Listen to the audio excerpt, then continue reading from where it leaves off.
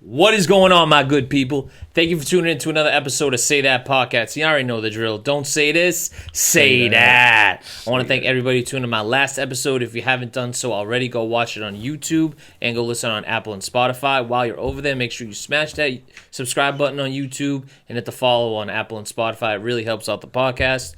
And you already know where to find me on Instagram. REPETE617 is my main page, and say_that_pod is where you can find all the podcast stuff. But today, ladies and gentlemen, I'm super excited for this episode because this man has been putting in work. Actually, both of these men have been putting in work for a very, very long time. And recently with this new project that just came out, I'm super excited to talk about it. But let's give a warm Say That welcome for Dallas Froze and C's. What's going on? What's good? What's up, brother? What's going on, dog? You see that, CC? I gotta do more of that professional shit at the start of my show. Bro, he said he went to school for communication. That's it, right? Like, I had to put it in I had to put in work somehow. If I didn't get a job in it, it had to be this. You know. Last night my boy Nico Valid was on the show, and I went around the room like, this guy's on, this guy's on, this guy's on, and I was like, that guy forgot his fucking name, dude. Yeah. I felt terrible. That's happened to me in like felt terrible. Mad social situations, especially at shows where I'm like, oh yeah, what's up, man? Like you call them like the neutral phrases, right? Big dog, like all that shit. You're like, then you got to lean over your boy, like, yo, what's his name? Who the fuck is that? Right. What's his name? But guys, we are here today because Reap What You Sow has been taking Massachusetts by storm, really the world. Absolutely. And I gotta give both of y'all a lot of credit. Obviously, Dallas, you produced the whole thing, and sees, you got the lyrics over it and all the raps. But, you've been pushing this EP a lot over the last couple of months, right? Yeah. And I know I told you this before the episode, but the camera has to hear because to me, it's the blueprint for how you push your body of work. Like, this ain't even an album, right? This is just an EP. We got more on the way. Right. But what you're doing right now with it is something really to behold. So what gave you the drive to push this project in the way that you're doing so? I mean, I feel like every time that I do a project or put something together, I put a crazy push behind it. You know what I mean? Whether it be, the content-wise or just feet to pavement, doing shows and things like that. I think it makes the music more fun to make, you know what I'm saying? Like, it might be a little bit strenuous having to do content on your own and, pay for this and pay for that to make it look good and shit like that. But the final product always comes out to what you expect, you know what I'm saying? And when you release it how we released it, you can't just push it like a regular drop, you know what I'm saying? It has to have something behind it. So I'm trying to make sure that's it, you feel me? No, absolutely. Like, the substance, you gotta give people something they can like hold and touch, right? Right. So whether it's, I don't know if the cameras can see this, but it's whether it's this mini newspaper right here, the stickers, and I know you had mentioned that you got CDs and vinyl on the way too. Yeah. Especially so that's something big. And like I told you, I'm a collector of Massachusetts hardware, right? Like, if you make something and it's a physical, where it's a disc, CD, vinyl, whatever the fuck it is, I'm buying it. Right. But you did have a great point where it makes the music more fun, right? Right. But let's get into the process of this EP too. So kind of talk to me about, what made you want to go work with Dallas and make sure to give him the exclusivity on all the tracks. And Dallas, how was making this project with C's been for you? Either you could start, yeah. I mean, truth be told, like the tail end of my run for Product of the Pain too, I think me and Dallas were already talking about doing music together. I had done his podcast and all of that. So it was already in the air, you know what I mean? And then, towards the end of Product of the Pain tour, right after that run, I had hit him. I'm like, look, I mean, I wanna tap in, I wanna make more music and potentially make a project. And we sat down, had some drinks, you feel what I'm saying? Classic. And chopped it up real quick. And that was it. You know what I'm saying? I started hitting him for beats. He's sending them through. I'm getting them done. I pull up to where he's at, play a beat. I'll write it out. Yeah. That's it, right? No, the process was great, man. And I think like you said about the way he's been pushing it, it's, the aftermath has been really encouraging for me as a producer and, somebody that's trying to collaborate with artists and get some shit off, because like, I can only do so much as a producer to push a project. Right. You know, I can post about it and shit, but like people want to see the artist, you know. So there's a lot of artists that just don't work like that, and you know they drop the shit and they move on from it, and it's really discouraging. You know, I think that a lot of us producers probably deal with that, and so to work with somebody like C's who's like. He's not fucking around, you know, like he is on the shit, you know, and he believes in trying to sell it first, you know, which is a model that I strongly believe in. And so it's been really encouraging, the aftermath, but the process of making it was incredible, dude. I mean, this guy is a pro. Absolutely. You know, like he would always come ready. If he had it right on the spot, he took his time, but not like mad time. So it wasn't like dragging on and on. Right.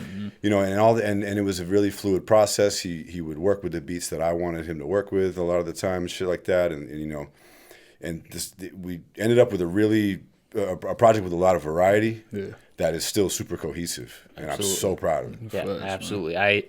Because a couple things that I hear from this project, and I did write it down because I wanted to make sure I'm saying it right, is passion, pain, and perseverance. Those are the 3 P's I'd say that I hear in this project. But Dallas, you do bring up a good point how we don't see that other side of artists who just, you know, they do a drop and that's it. Yeah. We don't see the producer side, right? We don't see like, because that's your time too. That's, you know, you did get paid for it, but you still, you know, put your time and work into it. So in a way, they got to treat it like that team effort. We're really dependent on the artists in a lot of ways to course. Push this shit. You know, so like you really hoping that they're gonna. Absolutely. I've been more than happy with what's because you have been putting in work with a lot of artists. I know you got a lot of stuff coming with a lot of different artists too. I got to give you a lot of applause for that.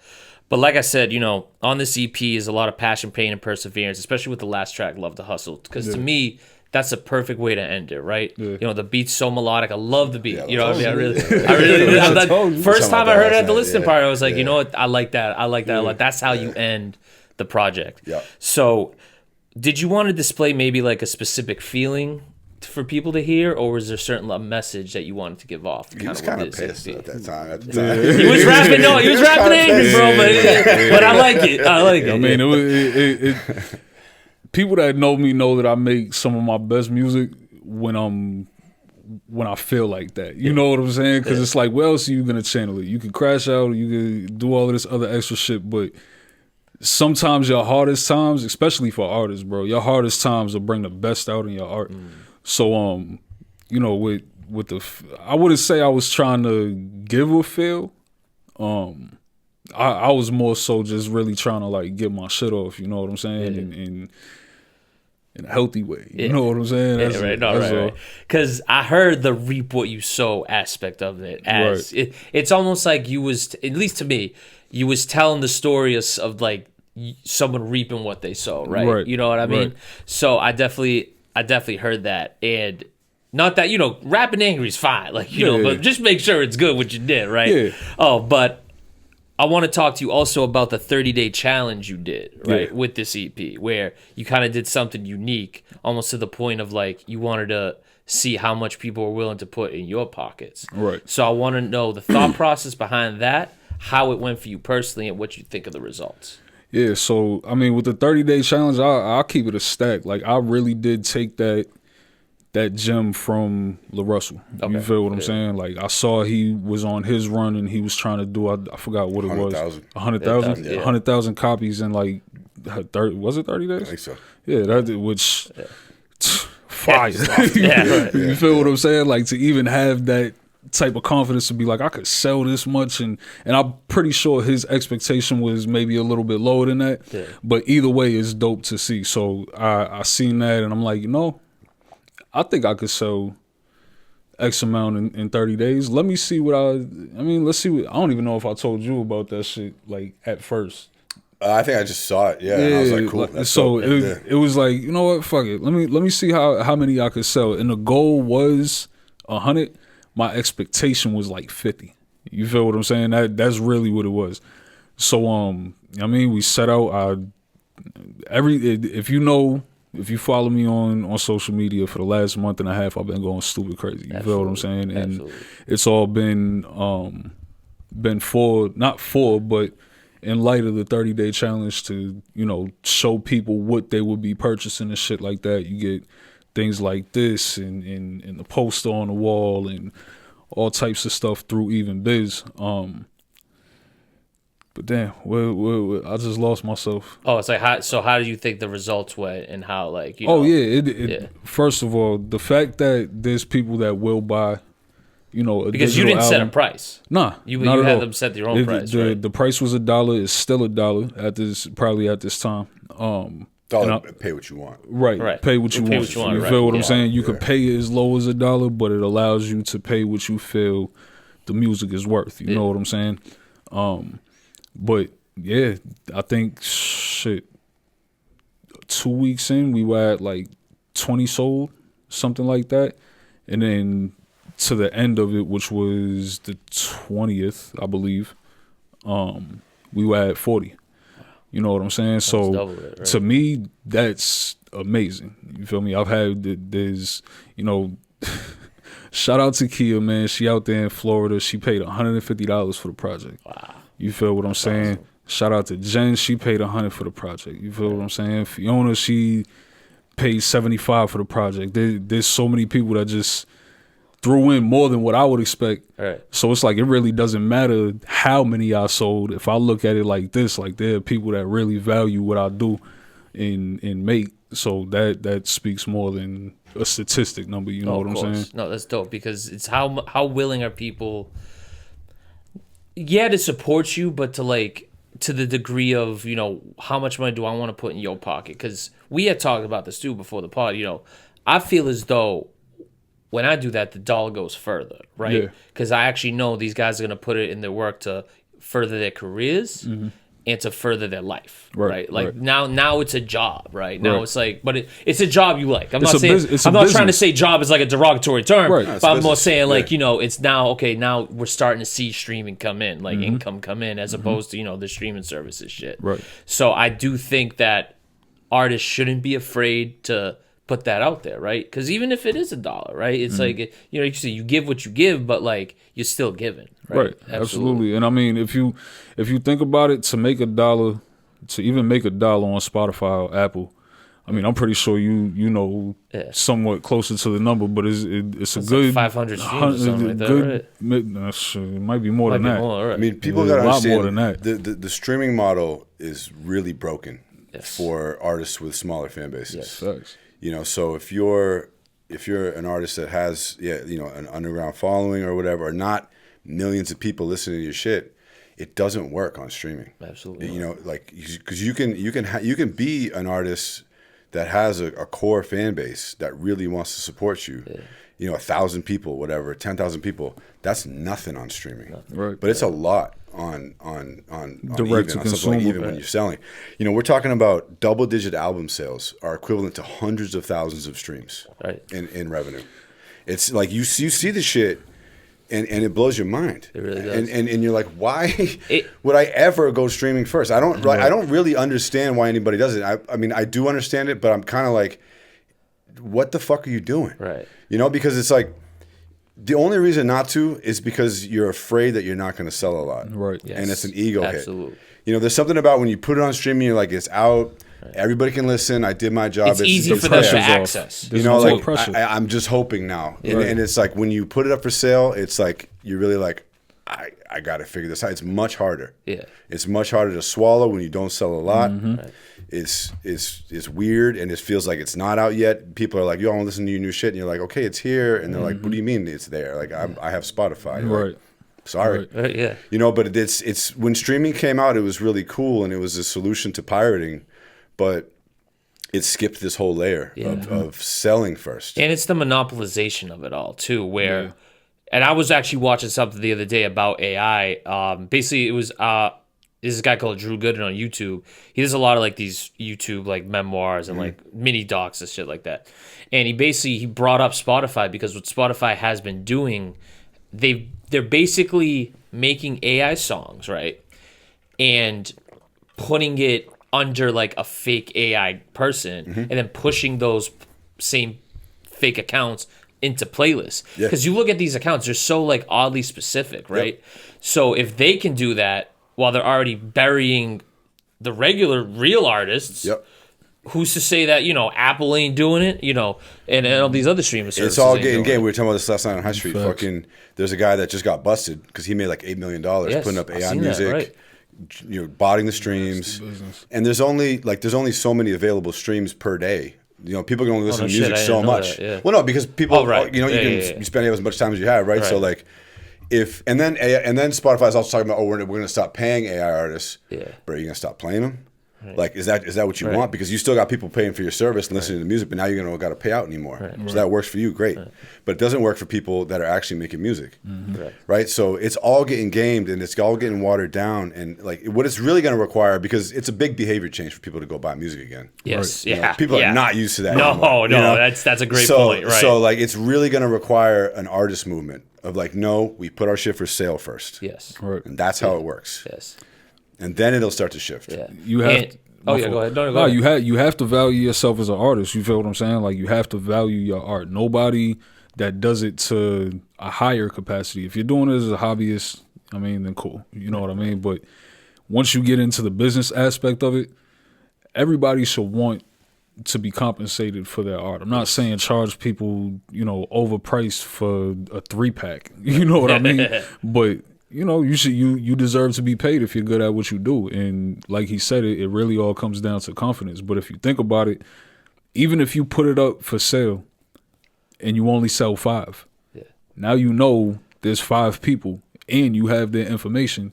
So the next time that you drop something, now you can target, like there's value in other places if you know what to do with it. Right. You feel me? So It's a really valid business test too. Like every business and every, whether it's social media or selling art, or selling a can of soda, it's all about experimenting, seeing what's working. Yeah. So like, it's a real clear marker. Like, how many can you sell? Yeah. That's a real clear marker of fucking, this is where I'm at. Yeah. and it And helps. it Does, helps, right? yeah. It's a tangible number. Yeah. It gives you the confidence to not only that, it gives you the confidence to raise that number the next time you go out and do it. Right. And you get that feeling of, wow, I can be paid for this, right? It's Yeah. not that I did, it's that I can be. Why do we give Right. away music?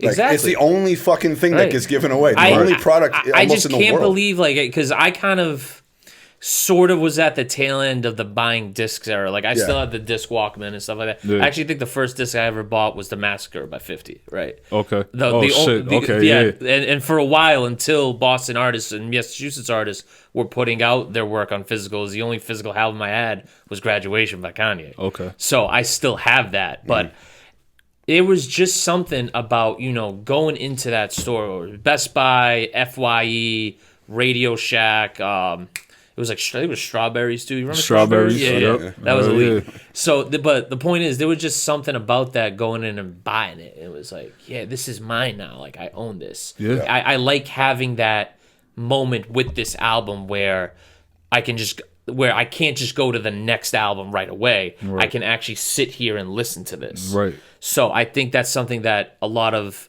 consumers need to realize is how we're in this constant fast era, and all, your dopamine's being shot up with, fucking everything. The minute you wake up in the morning, right? That's Right. why they say don't look at your phone the first 30 minutes of waking up. Right. We have to revert back, right? Yeah. So that's why I'm actually glad you guys spoke on that for sure. I think it's cool. Like, I think it's do too. absolutely. if you, I if love you can doing be like, it. dude, I got this shit that Right. nobody else fucking has. Having a Right. collection is something so awesome. Yeah. Like, I love collecting. Right? Something to display, something to show off. Yeah, I got this. It not only is it a purchase, but that purchase comes with a memory. You know Yes. what I'm saying? I can Yes. remember where I bought Get Rich or Die Trying at FYE Exactly. in Brockton Mall. You know what I'm saying? Like, I can remember where I made some big purchases or memorable purchases and shit like that. So it is different than just somebody, oh yeah, I heard Caesar's song on Spotify. Yeah. No, I got Caesar's album. Like, look at this. Potentially You know even what I'm signed saying? by him, too. Yeah, absolutely. Which I absolutely am doing. You feel what I'm Word. saying? Yeah, So that's what's up, yeah. Because I mean, I I try, if I see the artist out, I'm like, yo, sign my shit. yeah, hell yeah, man. Because that makes it last longer. So I gotta ask, Dallas, do you remember the first physical you bought, or at least one of the most memorable ones?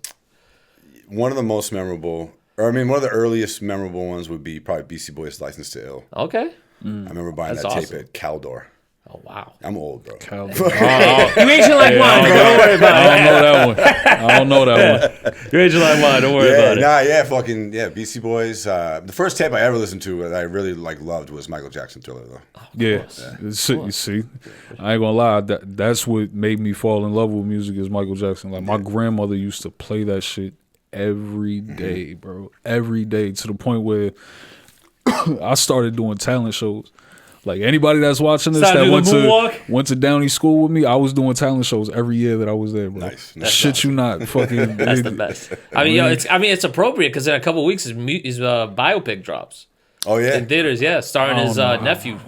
So I hope it's good. It better, I think it's gonna be it good. better be better yeah, than that. but that's the fucking- thing. You can't fuck that up. It looked pretty good in the They trailer. It did. fucked it up. They fucked Mike Jack's biopic up more than enough. I think they fucked it up so much that they decided that they were gonna stop for a little while. Yeah. Because we didn't. There was mad of them at one point. There was. It was like 3 or 4 of them. I know. And Lifetime, then after he passed, it was mad at them too. Lifetime made like 3 of them shits. I had. You know what's funny?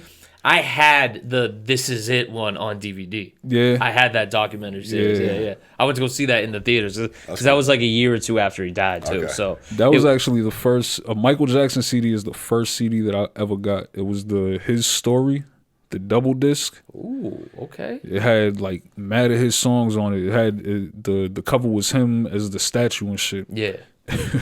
Me and my brother, we always beef, bro. But like as kids, there's a picture in the booklet of Thriller in like one of his scariest forms, and my brother was petrified of Thriller, bro. Yeah, Yo, mad got people him. were. I never was as a kid. Yeah. Shit, I was. Yeah. When he look up and say "get away, nigga," I ran. I got the fuck away. I got away, bro. You want to know what's crazy too? Is one of my old friends growing up. When he first saw him, like, cause he bleached his skin, he was terrified of him with that. I'm like, I guess, like, like whatever the fuck, but like he doesn't look scary. Just he's got his bleached skin and fucking. It's just a testament to how good his music was. Oh, absolutely. Yeah. He was 100%. looking crazy, probably touching kids, but his music's just so good. Absolutely. Like we're just like, fuck it. What do y'all think about the Invincible album? Did y'all listen to that? I don't know. no. Which songs were off that? What was it? 5,000 Watts, Butterfly, Heaven Can Wait.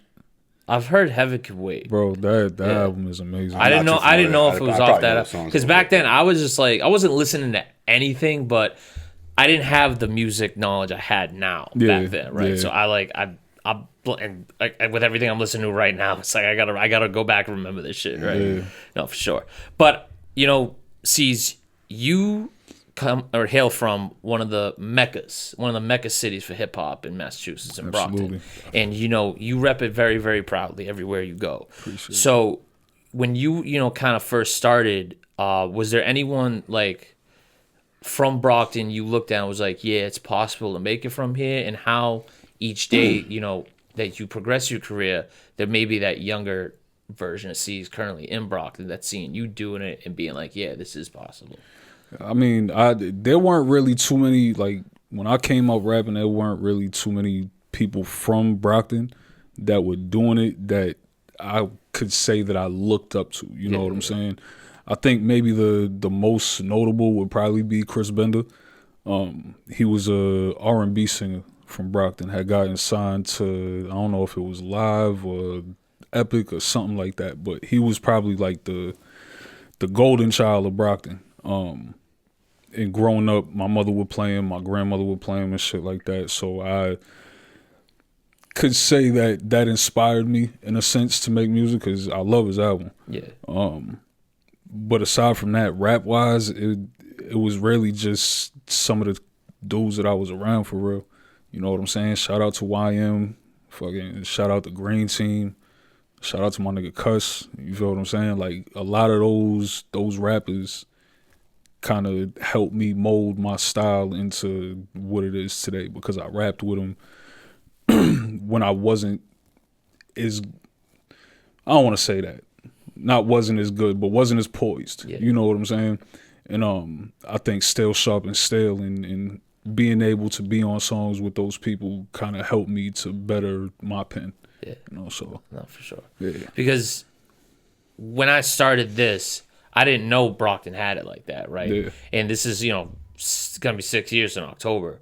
So you kind of learn that it's not just Boston, Massachusetts, right? Yeah. Like it's Worcester, again, it's Brockton, it's Lynn, it's other places. Yep, Springfield, all of that. Right. So I feel as though when we're talking about these areas, right, we can't refer to them as like Boston. Like you're not a Boston artist. No, You're not at Brockton, all. I'm right? from Brockton. You don't have, right, Yeah, for absolutely. sure. So, but it's just the not notoriety. It's just like how well do people know Brockton? That's why they group you in with Boston, Right. Yeah. Obviously, like, and I tell people this all the time, like the whole, oh, you're not from Boston if you're not from those 5 boroughs. Like, respectfully, yeah, we're not. Anybody outside of there wouldn't be considered Boston to Bostonians. Right. You feel what I'm saying? But if you go anywhere else You're a and Bostonian. you say that you're from anywhere in Mass, it doesn't. You can say that you're from Ayers, Mass. They're gonna tell you North that Adams or you're from. something like that, right? Boston. Yeah. Right. You feel what I'm saying? That's the only way that I'll be like, yeah, Boston. You feel what I'm saying? I don't want to explain it to you, right? But even in that sense, I'm super specific. I've been in Atlanta and done that shit, and they're like, "Oh, Boston, kinda, but it's 20 minutes. Right. You know what I mean, Yeah. south of Boston and shit like that." So, but nah, my city pride is definitely through the roof, nigga. Yeah. Brockton's up next for sure. Absolutely. For sure. Well, something did happen recently from Brockton that you had posted about that dude. I can't believe this happened, right? 'Cause Yeah. I'm just flabbergasted Yeah. that he stole bar for bar D the Flyest songs. Bro, Said people would say he was going crazy on top. Like you doing Yeah. karaoke, bro? And I'm not even. I ain't even gonna mention boys' Yeah, name, no. man. Shout out to D the Flyers. I think I just saw he did an interview the other day, Yeah. with JP the DJ and shit, and was talking about that shit. But yeah, bro, I don't know how, and I don't know if he was from Boston. Boston ain't claiming him. No, right? They not claiming. I heard him. Arizona. You know I what I'm heard saying? out there, right. He did it in Arizona, from what I saw. Okay. But to think that you was gonna do that and still have a following or some type of a following in Boston, and it wasn't gonna get back to the actual artist that you done stole their song, is crazy to me, son. Really a weird move. Yeah, I dog. can't like the. It's moments like that where you just say to yourself, "What the fuck you thinking?" Yeah. Like, how do you come to that conclusion? Right. Like, do you? My thing was, this person thought that D the Flyest wasn't that well known out where they were, so they could pull it off where they were, right? But like you said, that person who recorded you doing it has following back here, Yeah. so it's gonna get around. So now you look stupid. It's crazy though, because it's not even just a show. Like, No, he was passing it off as his own songs and shit. He's doing content for wherever he's at out there and shit like that, and he's having an interview about the song and what it means to, and the song ain't even his song. Are you serious? I didn't see that. I didn't see I only saw the performance when he was. fashioning a story around what is being said in the song. Do you think he forgot that he had heard that before and thought he made it up? No, because he No, 'cause took he had this- the beat, right? He took not the beat. He took the whole song, 2 songs actually. Really? 2 songs. Didn't even change them. Didn't re-record them. Nothing. He took 2 songs from D the Flyers. And just covered him. I'll do you one even better. He went on and put that shit on streaming services under a different name, same song. No, Swear to God.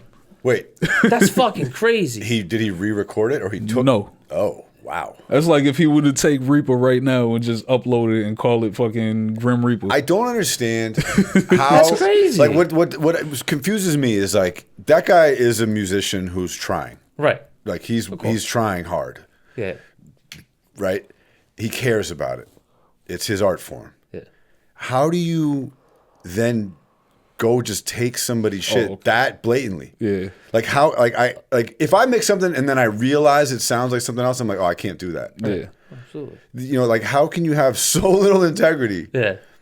that you would do that? It's so crazy to me. And the only thing that I could compare it to is like, I don't know what his career is like. I'm not. Nothing like that. Clearly ain't going I don't well. know if he's new. You know what I'm saying? But that's the only thing that I could think of, because when I was younger, when I wasn't that nice, when I didn't really know what I know now. Yeah. Some of those rap battles, just like everybody else, had a bar or two that was from somebody else, but a whole song, Sure. Yeah. Right. Yeah. a whole See, song. what I had thought happened was he took the beat and rapped over it. Nah.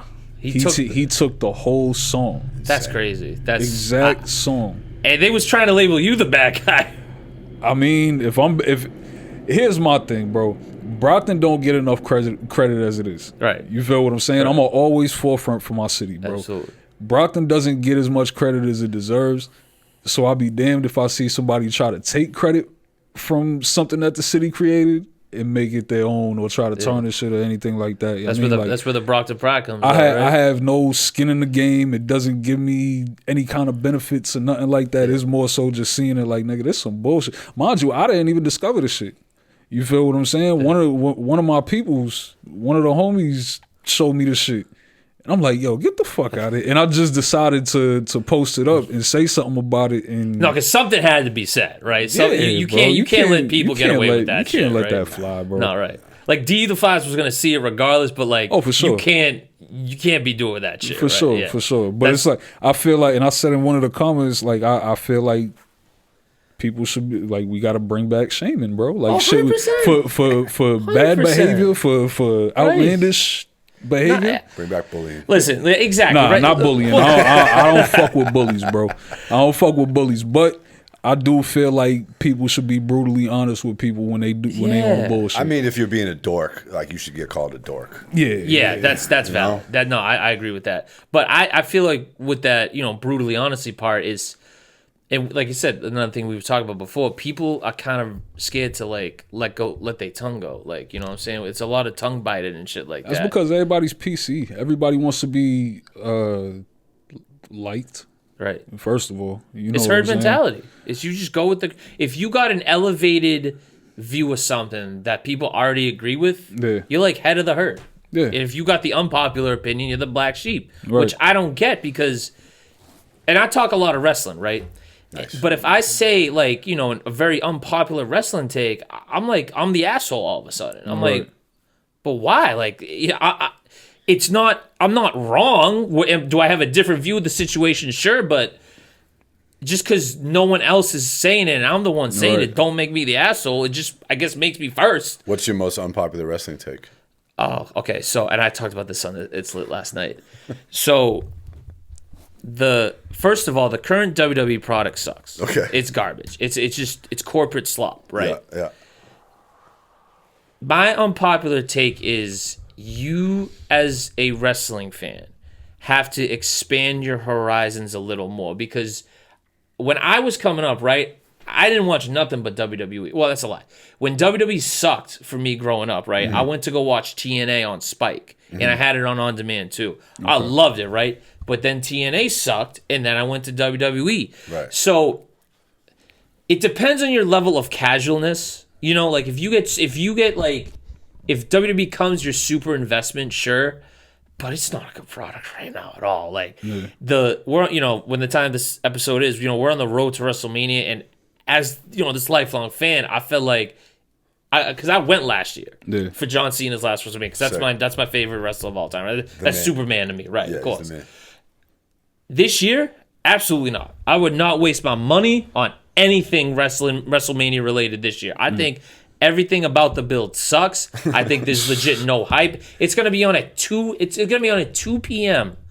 on ESPN, and the first hour is gonna be free. Then you gotta buy it on pay-per-view. That's not a bad move. It's not a bad move, but it shows me that the interest is dying down, because they're already complaining about ticket sales. They're already complaining about the lack of interest, because they're charging $30,000 for front row seats. Balconies like almost $1,000. Yeah, and I'm like, you can't get away with you. The product has to match the price. That's what I'll say. The product has to match the price. Yeah, and they do this thing where the same 5 or 6 guys are always in the world title picture. If not, they'll remove a guy and bring another guy in. But it's always like Roman Reigns, Cody. I get it, right? You have stars, but Cody sucks. Oh, he 100% sucks. He sucks. He's absolute garbage. Yeah. Like that's serious. He's trying to be John Cena light, and it ain't working, bro. Because you just can't. Because I've seen his whole career play out from the minute he got released to how he's back, and he did this just when he was in AEW, he did this really weird thing where they called it the Codyverse, right? Where if you got stuck in it, it was kind of a bad thing, and it became cringeworthy TV. The fans were telling him turn heel. They were booing him when he was coming out. That's why he left. He just didn't want to change. He was trying to do WWE stuff in a company that ain't WWE, and that ain't gonna work because they got all these different wrestling styles and presentations of how they present on TV. So my ultimate hot take, besides like the Cody or CM Punk stuff, is like, you're kind of stupid if you're really invested in WWE right now. Oh wow! I don't think it's gonna get better. That's just my take. They always come back, though. Do they? Yeah. I mean, so far, they've always, came back and thrived again. Maybe this is it. Right, but... Now that Vince is too old. Right, but... and they also kicked him out because of the whole, stuff. Yeah, stuff with that, right? That you can look up if you want to remember, but... Oh, man. Just with the... Oh, man. Yeah, we aren't going to get into that. Like, that's a you know, Yeah, right? you can't even have that conversation, right? That's not for this convo, but... I ain't gonna cap. But, my fault. No, go ahead. Nah, I was never much of a wrestling fan, but my family was. You feel what I'm saying?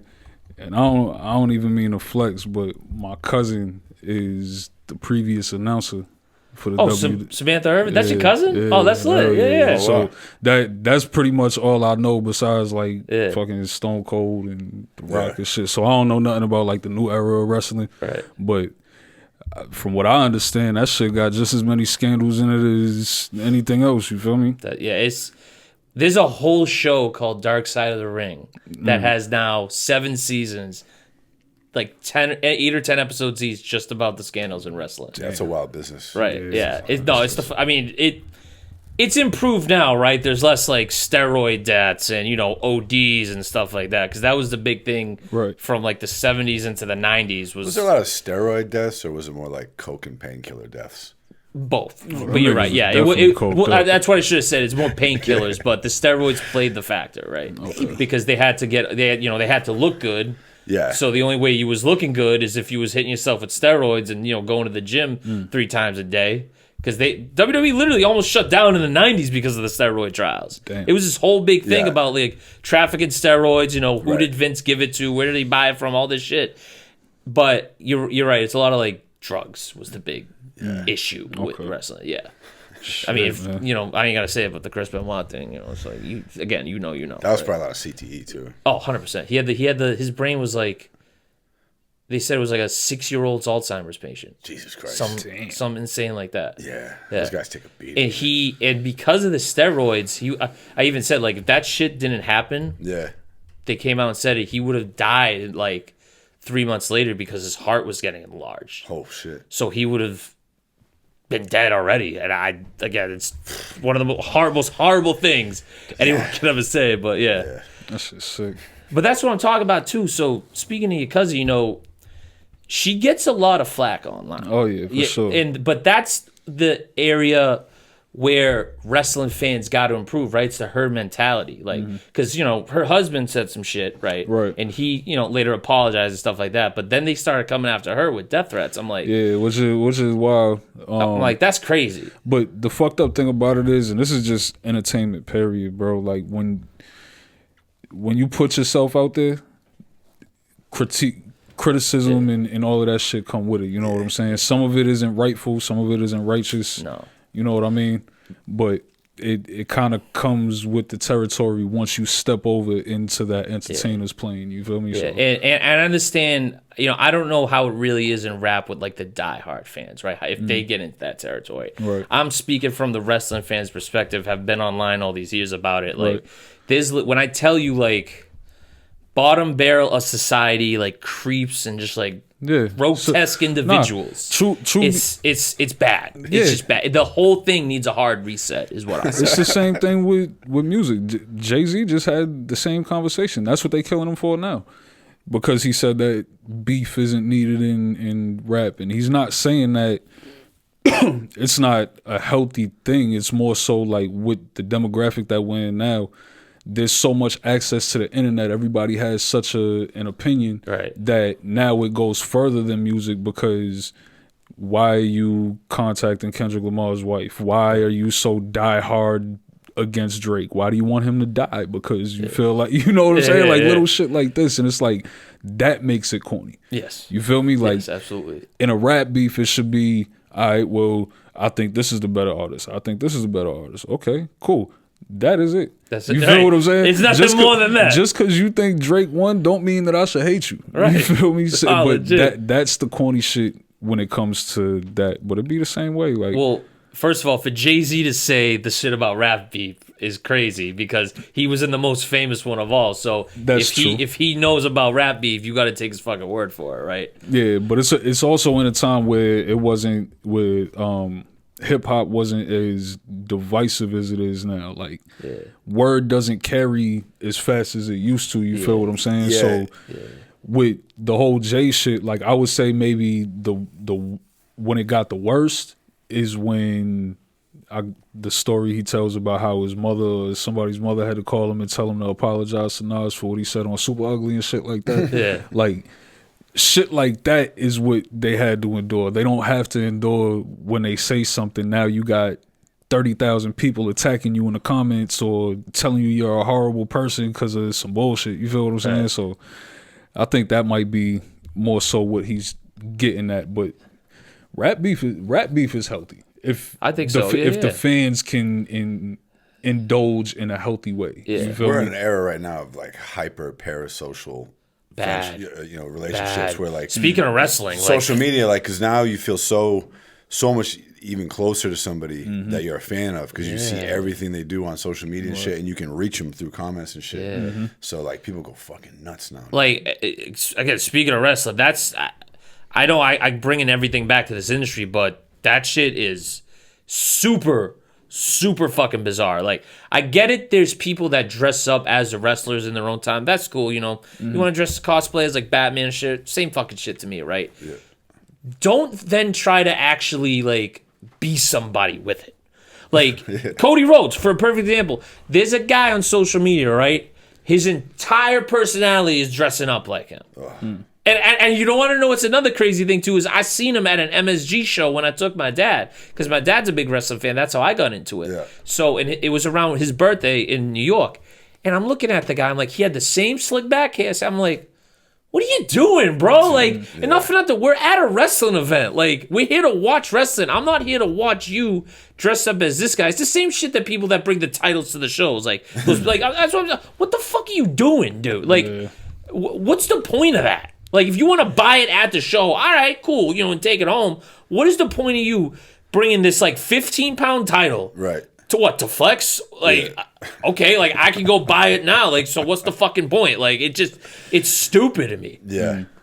Do y'all think that John Cena is the reason why hip hop openly accepts wrestling as much as it does? Do you think that it was spoken about in hip hop as much as it was before No. John Cena? No. I think West Side Gun was the main leader of all that. I think so too. I believe that but that comes from growing up as a wrestling fan. Like he grew up on Andre Hogan. A lot of these guys did.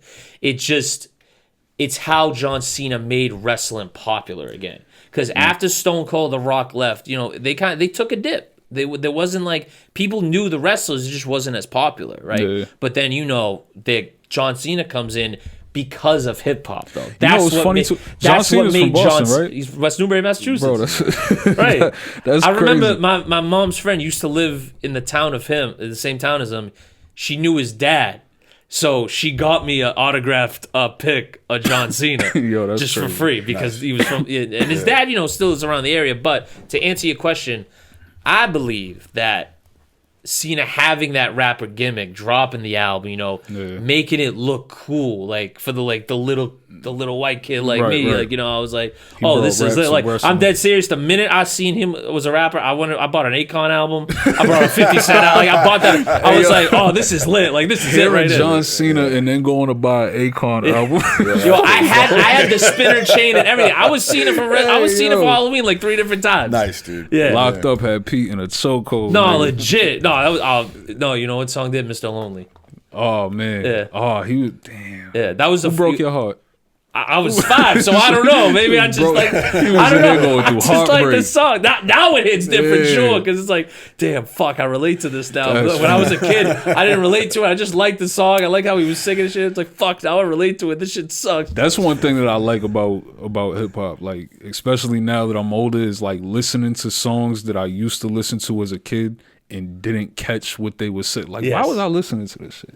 Yeah. You feel what I'm saying? Like, why did I have a fucking encore album at like 12? You feel what I'm saying? Like, or you feel me? Like, I don't know. I think it's the nostalgic feel of going back and listening to music that made you fall in love with music and picking up those things that you didn't, even if it's like a subtle ad lib or like, you know what I mean? I did have this convo a couple weeks ago where, so did your parents ever like monitor the music you listen to? Like you had to listen to the clean shit? No. Mine did. To a certain, I'm lying. To a certain point. My father definitely was on that because my father was like a church dude and shit like that. No, my mom monitored the shit out of that. So when I got the 50 album and I'm listening in the club, I'm like, why does it keep cutting out? Like I'm not understanding that like it's swear words and shit like that. So she's telling like any of that music, you got to make sure it's a clean version. I don't want you to hear it. Even Bohemian Rhapsody by Queen, right? Where he goes, just killed a man, put a gun against his head, pull the trigger. Now he said, when that came on the radio, they lowered that. They didn't even want me hearing that. Oh, wow. So I'm like, and as I got older, I'm like, and listen to the dirty versions. I'm like, oh, I get it now. I like it a lot better, but I get it. Yeah. There was a memory, me and my brother, man, I'll never forget this shit. We was in my father's car. I think we was coming home from church, and I forgot what song I forgot what Eminem song it was, but there was like a line. He was like, but I get a woody when these rookies try to push me or something like that. And me and my brother were rapping it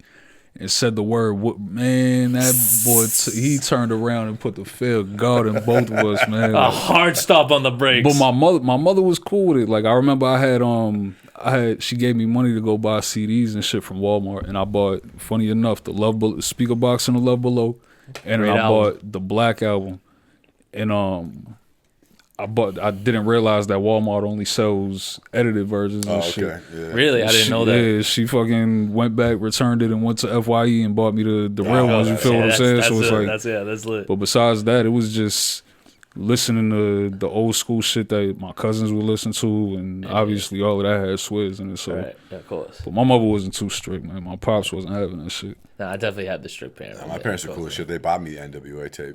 That's what's up. That's what's up, right? Yeah. Shout out to the parents. I love that, legit. Yeah, because it's a lot of expression. You know, it's how it kind of molds what your life will look like. You know, even if you don't get into rap or hip hop, it's what you like growing up. So you're gonna undoubtedly like it as you get older. Right. So I guess you just have to learn about what the fuck goes into it. You know. Right. I mean, raising kids, you just gotta. It's like you can't shield them from everything. Right. You have to give them a good set of values so that they operate correctly in life and don't get into fucked up shit and become fucked up people. Just make sure they're responsible in what they're doing type shit. Like you do got to monitor their friends though.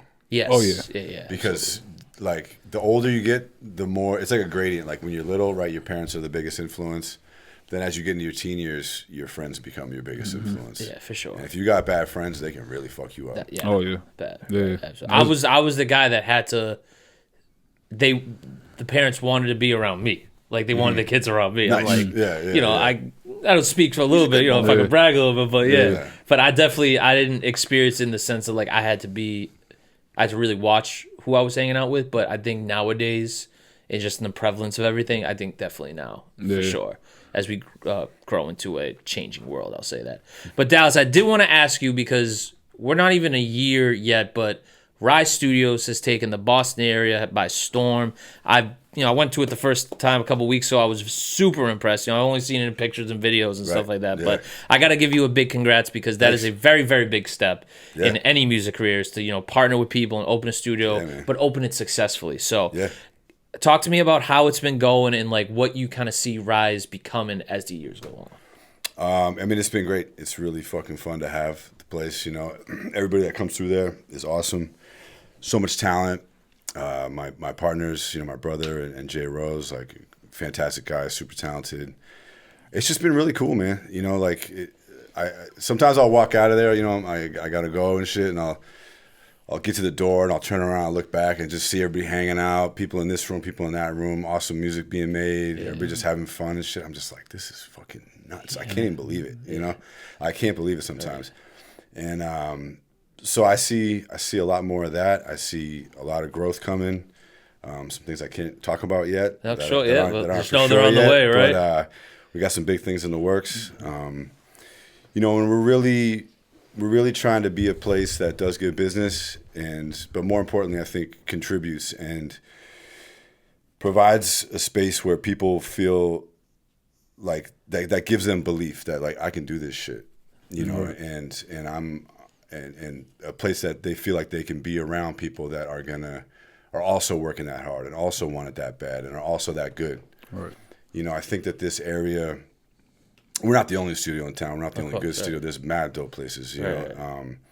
And so, you know, we're really not trying to compete. We're just trying to be the best at what we do, you know. And we felt like we could provide a new thing for people. Right. And I think that's what people have felt, and that's why people have gravitated towards it. And so, I mean, we're just trying to continue to grow in the same vein and do more and more, man. No, absolutely. Yeah. Because you guys came in with a lot of momentum, right? Like the whole studio looks gorgeous, and I love the spot where it is too. Because like I said, my first time was for the listening party, and I'm a big, you know, commuter guy. So if I can get on public transportation, I'm gonna get there. Right. It is very accessible by that, which I do like too. But yeah, I just got to give you a lot of congrats because thanks, man. I don't know the ins and outs of it, but I know it is a lot of hard work, and I know it definitely probably a lot of like sleepless nights, definitely a lot of money put into it. So. You know, it's very commendable, and I applaud you for that. Absolutely. And now you moved High Street into there, right? Yeah. So there you go, right? Yep. It's all working out. I love it. Yeah, man. All right, C's. So we're gonna go back to the album. We're gonna go back to EP a little bit. You know, I feel like a lot of artists, right? They say they're authentic, but not everybody is willing to put their real life in their music, right? Right.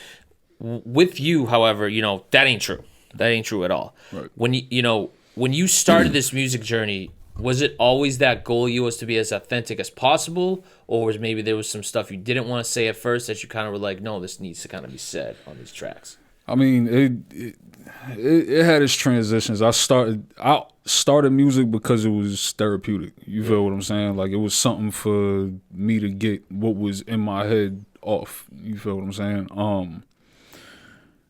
But over the course of time now, we're getting into the early 2000s where it's the lean with it, rock with it era. Like, of course, you want to try to shift to certain trends while you're trying to find your way.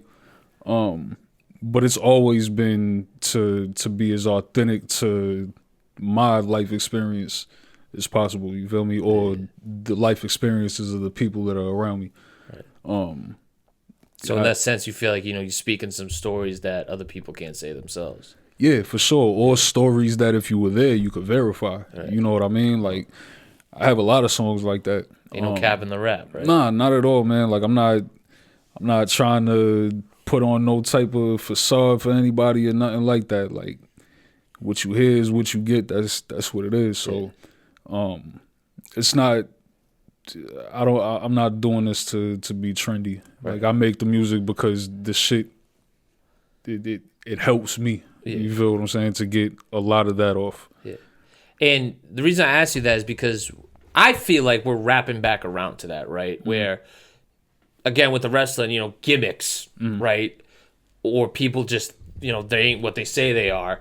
But it's starting to come back around to the people that are who they say they are. The authenticity is what's taken center stage now, as opposed to like, you know, the hot take machine. Like we'll get into it in a minute, but like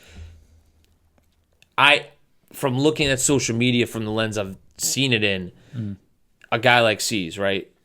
He's gonna have more success because he's actually rapping about the shit he's been through and the shit, like you said, you could verify, and the shit like he is about. Right. As opposed to like the person trying to like pop a rating, like you know what I mean, like like that's they call in wrestling terms pop a rating, where you do something quick and shocking that it's basically for social media views, but that's kind of where rap is going away from, as you know, from freaking that SoundCloud era of like 2016 to like I think it died like 2021, 2022, where it was just saying and doing ridiculous shit that was at the forefront of all this shit, right? Right. And I mean, there is a certain aspect of art in that.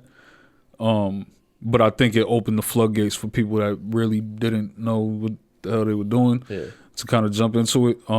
But it's definitely shifting back to, you know, the authentic scale of it, because going back to streaming versus physical copies, people want to be connected to something. People want to, you know, be able to relate to their struggles. Not everybody has $400 to go into a club and pay for a bottle that costs $40 on the street. You know what I'm saying? Not everybody. That's the biggest scam on earth, I think. Not everybody wears Chrome Heart. Not everybody came up with money like that and shit. So the people that didn't, they're gonna listen to that because it's popular. But what they connect with is gonna be something that actually resonates with their lifestyle or you know, how they came up or what they had to experience and shit. So authenticity, going back to that, it's always gonna be favored over the generic model type music. You know what I mean? Right, of course. And Dallas, you know, you've worked with a lot of artists, right? And Yeah. so you've seen the authenticity firsthand. And I'm sure you've seen the opposite side of that, right, too, as well, to a certain extent, right? Yeah. So do you feel like the people that are being that authentic, their music is going to go a little bit further? Or do you feel like, not like they have to fabricate or shit like that, you just feel like it's viable to a point, right? Because then you may have to rap about something else. I mean, authenticity always plays better. Yeah. You know, like you can always feel it. And I honestly think like even a lot of the music that people classify as shitty, you know, whether you want to call it SoundCloud rap or you know, some of the drill that's come out and shit, like I think a lot of the reason that stuff succeeded was because it was, for whatever it was also authentic. Yeah. You know, and that's what those people were feeling, and they didn't give a fuck. Like when you can tell that somebody doesn't give a fuck, it's attractive. Yeah. You know, so yeah, I think it's one of the most important qualities in anything. Of course. You know, because this is going back to the La Russell thing that he went through right now, where he's kind of he said the shit he said about, you know, Lil Wayne and all that stuff. I don't see you got a good take about it, so I want to hear from your perspective. Then Dallas, I want to hear what you think. Yeah, man. I mean, so his take on Lil Wayne and Wayne like, not really having too much from substance. that, and then it spilled into what he just went through with the shit. whole. Yeah. I mean, with the Wayne take, I'm not gonna say that Wayne doesn't have any substance, but the majority of Wayne's shit, it's not substance based. Wayne is a barsmith. He's a wordsmith. You feel what I'm saying? That's what he's always been. So he's gonna either make party records, female records, or some wild lyrical shit. You know what I'm saying? He has joints where my man actually reminded me about this the other day, like the Katrina song that he did, and a couple of other joints from like his older catalog. But Wayne really just plays with words, you feel me? And it's dope. I'm not taking nothing away from him. But if you were to ask me to point you to the most substance-based rapper, or ask me my top 5 substance-based rappers, it's not going to be Wayne. You know what I'm saying? Yeah. That's just my personal take. Yeah, for sure. Dallas, what you think? what did he say?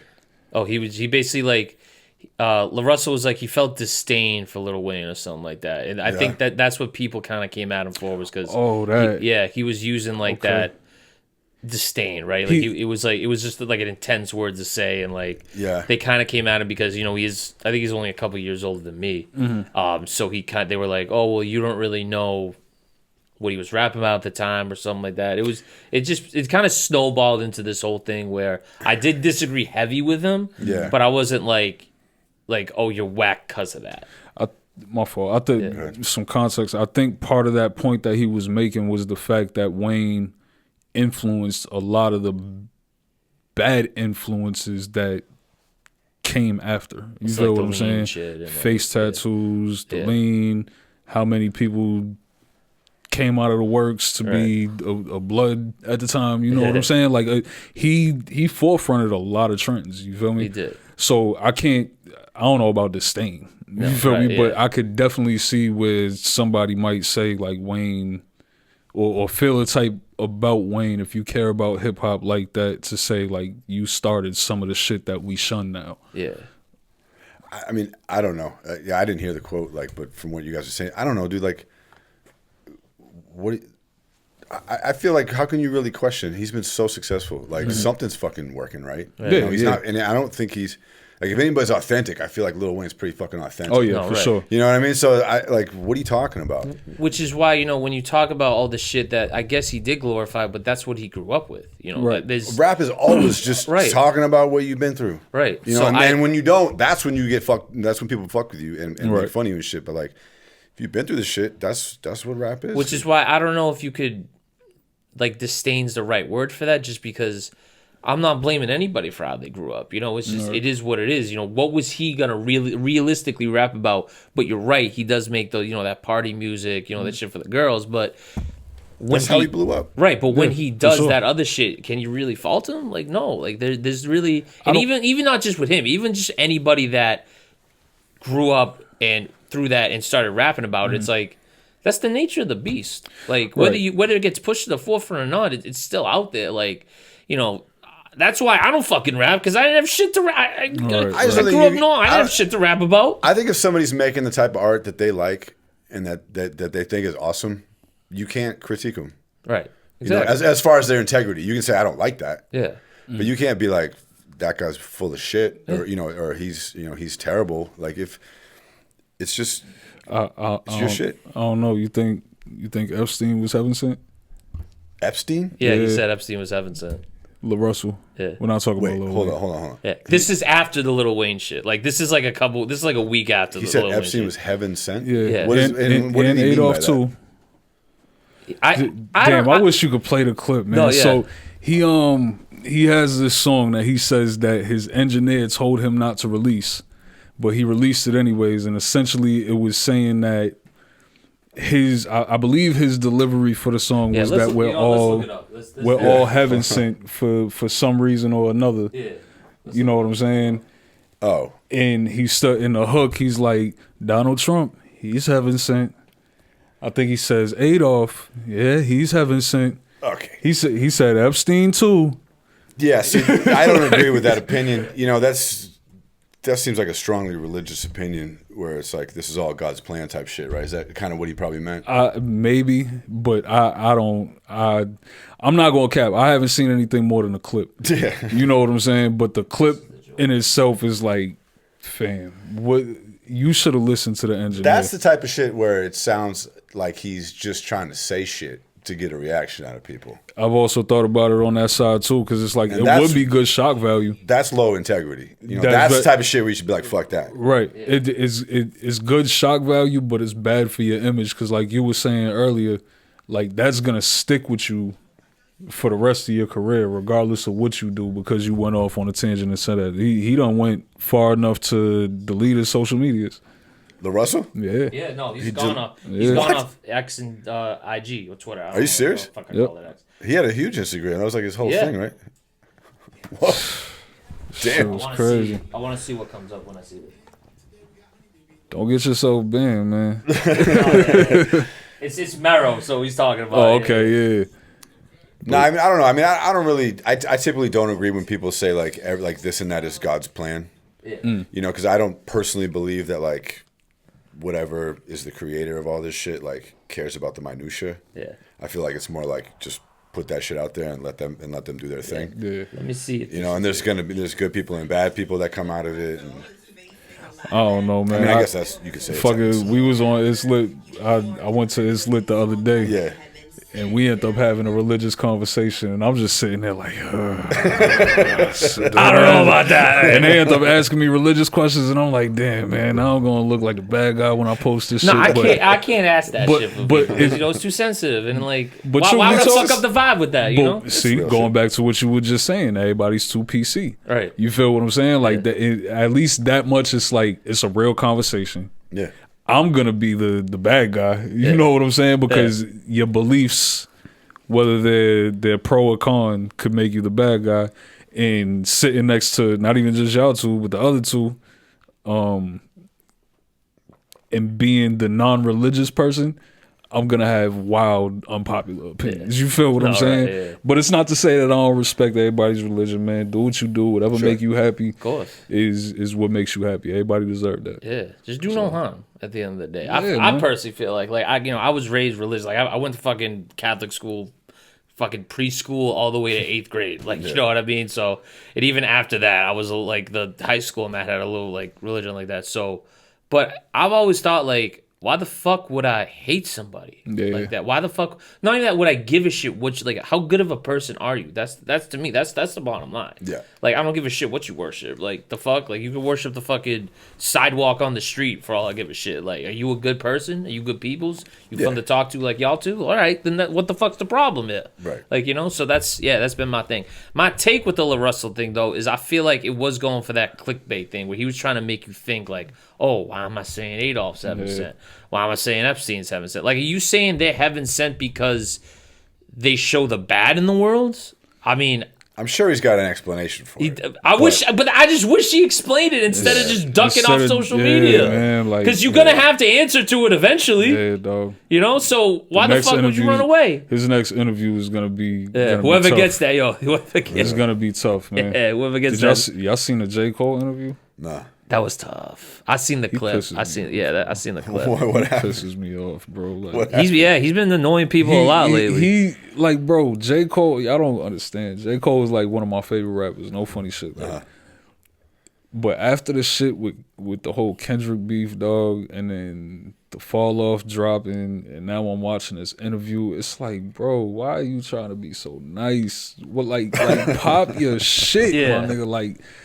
You're at that point, bro. Like, you can pop your shit. You don't gotta. And Joe said something. He was like, "Bro, I think it's a fucking game. Like all of that fake humble shit. I think it's bullshit. I don't want to say it's bullshit because I don't think it's bullshit. Because I think if it was bullshit, he wouldn't be doing this. Like you on there talking about your girl cried when you apologized and all of this shit. That shit and the third shit. Like people know you as that bar heavy, tough, rapper. Man. So you kind of like.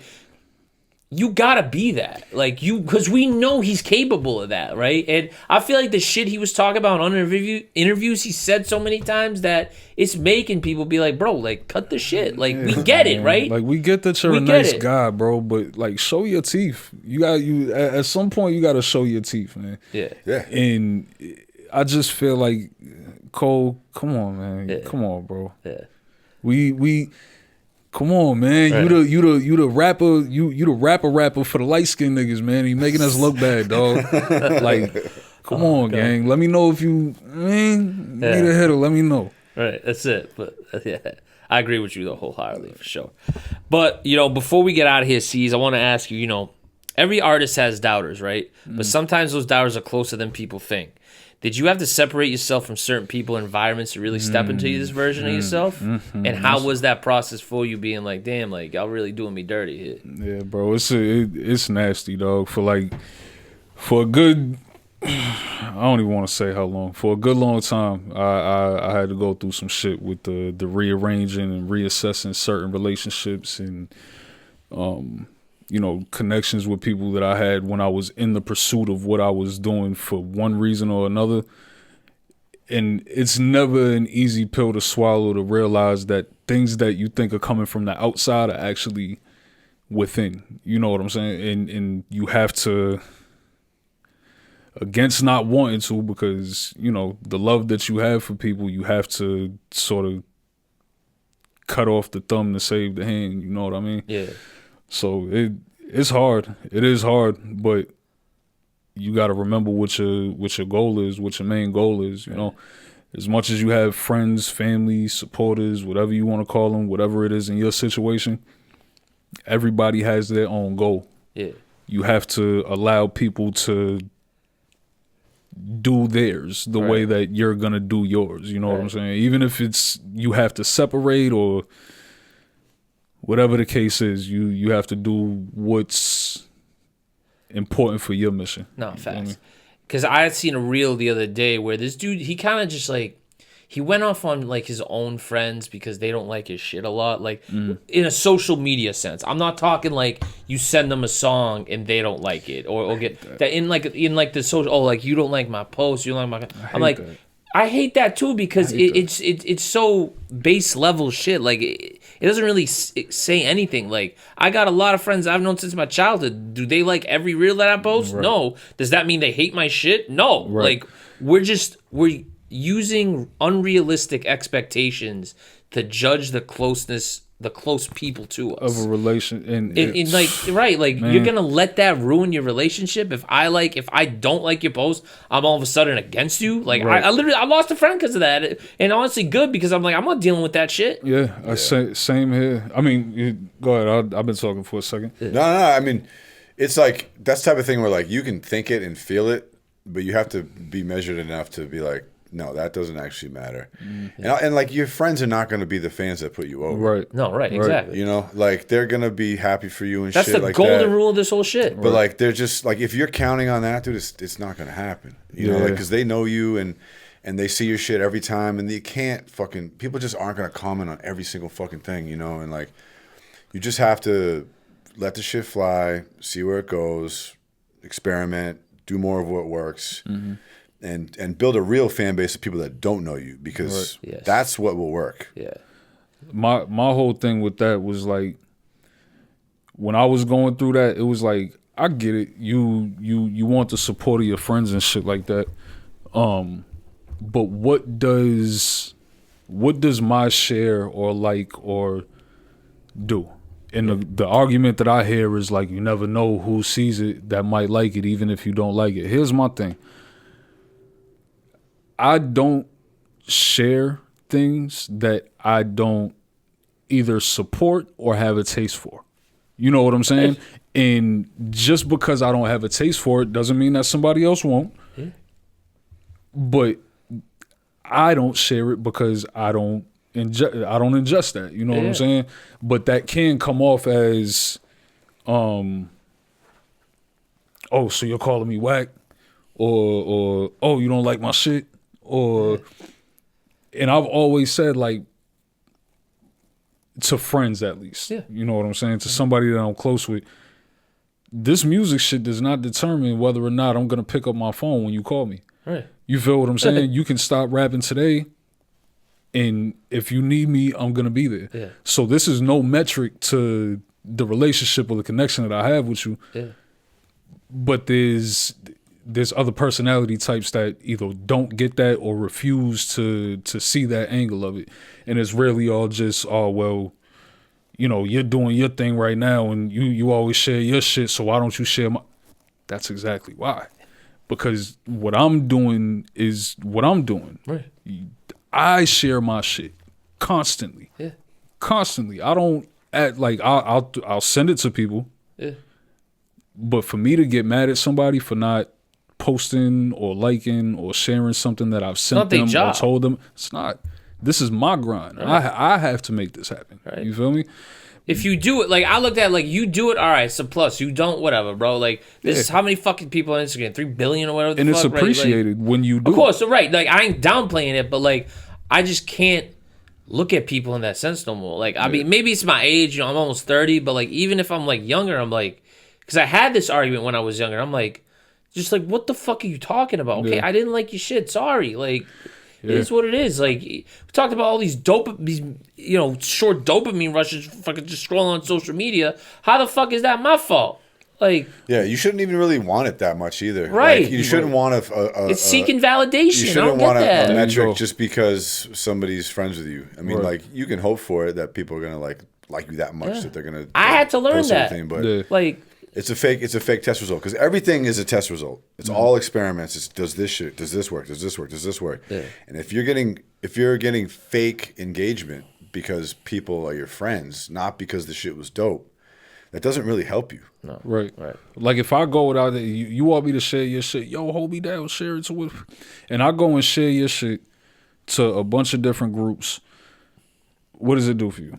You know what I'm saying? Other than put it in a bunch of different groups that probably wouldn't see my music the same way they're not going to see yours. You know what I'm saying? Like, I just really think that people need to I think I said this shit before, but don't expect your friends to be the demographic because they're not. Just like Dallas said, like they're not going to be the pivotal factor that pushes your career forward. I'm telling you right now, it's gonna be somebody that you don't even know, somebody that you've never met. That's gonna be that thing that puts you over the edge. So just keep sharing your shit. And most of all, don't focus on people who aren't supporting you. Like, that's another thing that I see a lot of is like, everybody feels they're the illest. Y'all, niggas be hating, niggas don't share my shit. Yo, I'm about to quit. Then quit. Because obviously you don't got the skin for this. Yeah. The very one person that you want to share your shit 9 times out of 10 is not going to. Yeah. Until you got it's a proving ground. This whole music shit is a proving ground. Until you prove yourself, that's when it comes. But whining and complaining about who doesn't support you is only gonna garner more people that don't support you. Right. People don't want to hear you complain. Like, they already complain about their own shit. Like, put it this way. If I would have went on social media the next day after the listening party, and I said, damn, man, it's crazy. I sent out 100 invites to the listening party and only 30 people showed up and whoop-de-whoop-de-whoop, man, y'all don't fucking support. As somebody that attended that, how would you genuinely feel? I'd be like, damn, like, is that how you feel? Like, you know what I mean? Like, as somebody who was there, now you don't feel valued as somebody who actually supported me. Right. You're not going to come to the next one. No, right. Oh, so my ticket didn't matter. My presence didn't matter. Right. It's the same way with somebody that listens to your music. If they see a status of you shitting on essentially them, because why are you focused on people that don't support you when I'm right here, stupid? You know what I'm saying? I'm right here. I just shared it on my story and tagged you and all of that shit, and you complaining about who don't support you. Right. Fuck are you doing? You hustling backwards. You got to do it to not to prove the haters wrong, but to prove the supporters right. Yes. I like everything that you believe in me, I'm going to show you why you believed in me. Yeah. You know what I'm saying? Like, no, man, fuck all that extra shit, man. Y'all moving backwards, dog. Yeah, legit. But, yo, guys, I want to thank you both for pulling up tonight, honest to God. Like, I really do appreciate it. You know, I know Dallas, he was like a last-minute ad, but I definitely do appreciate your wisdom and guidance tonight. I love going on other people's shows, dude. Yeah, no, had to get Dallas in, that man. too. Yeah. C's, you know, like I said, I told you many a time before, I really appreciate you and your art, your music, all that shit. I'm glad we finally made this happen, because this was a long time coming. You know, I appreciate the drive and everything that you did too tonight, for sure.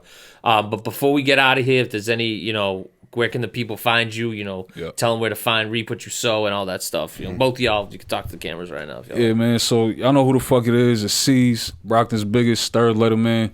My album Reap What You Sow is out right now. Even.biz. You can cop it for whatever you want, however you feel it's worth. Go put in that number, hit the pay button. I mean, it'll be out on streaming soon. I want to give a shout out to Dallas Rose. I want to give a shout out to Rise Studios. I want to give a shout out to SV. Clips Films. Who else I want to give a shout out to, man? I want to give a shout out to anybody that's been supporting, anybody that bought the project, anybody that's locked in on streaming. If you locked in on social media, shout out to you, man. Shout out to my daughter, shout out to my girl, shout out to my mother and my family, and everybody that I do this for. But yeah, man, Reap What You Sow's out, motherfucker. Go get that shit. That's right. That's right.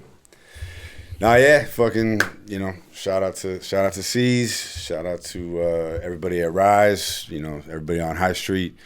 You can find me at Real Dallas Rose on Instagram. You can check out the podcast at Get On High Street. You can check out the studio at Rise Studios Boston. Mm-hmm. Shout out to my kids. Definitely get on Even. Pick up Reap What You Sow.